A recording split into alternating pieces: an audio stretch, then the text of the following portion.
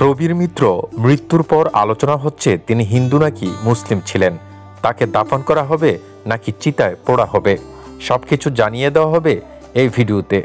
অনুরোধ করছি ভিডিওতে একটি লাইক দিয়ে নাটেনের সম্পূর্ণ ভিডিওটি দেখার জন্য। দর্শক, বাংলা সিনেমার কিংবদন্তি অভিনেতা প্রবীর মিত্রের মৃত্যুর খবরে শোকস্তব্ধ দেশের ছবি জঙ্গন সহ তার ভক্ত অনুরাগীরা।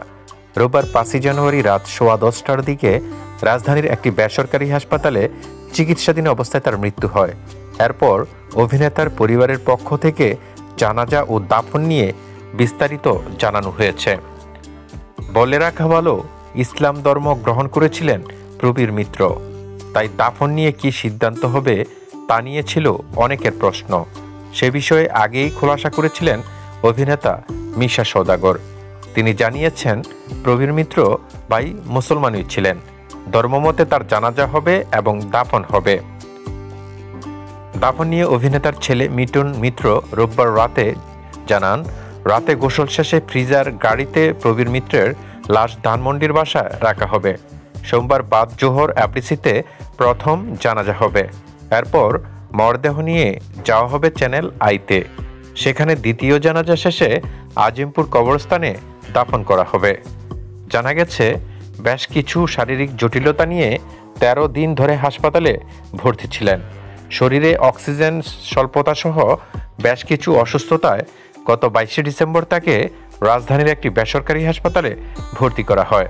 সময়ের সঙ্গে সঙ্গে তার শারীরিক অবস্থার অবনতি হয়।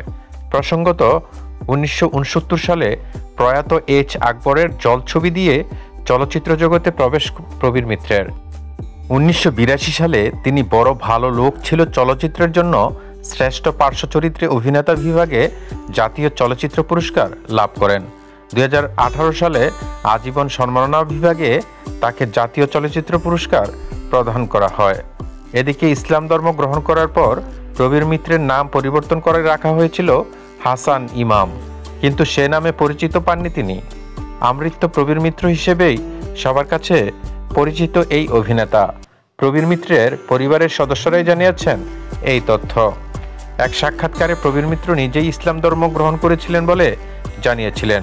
সেই সাক্ষাৎকারে প্রবীর মিত্রকে বলতে শোনা যায়, আমি তো কনভার্ট হয়েই ওর মাকে বিয়ে করেছিলাম, তখন মুসলমান হয়েছিলাম, তখন প্রয়োজন হয়েছিল মুসলমান হওয়া, এখনও সে ধর্মেই আছি।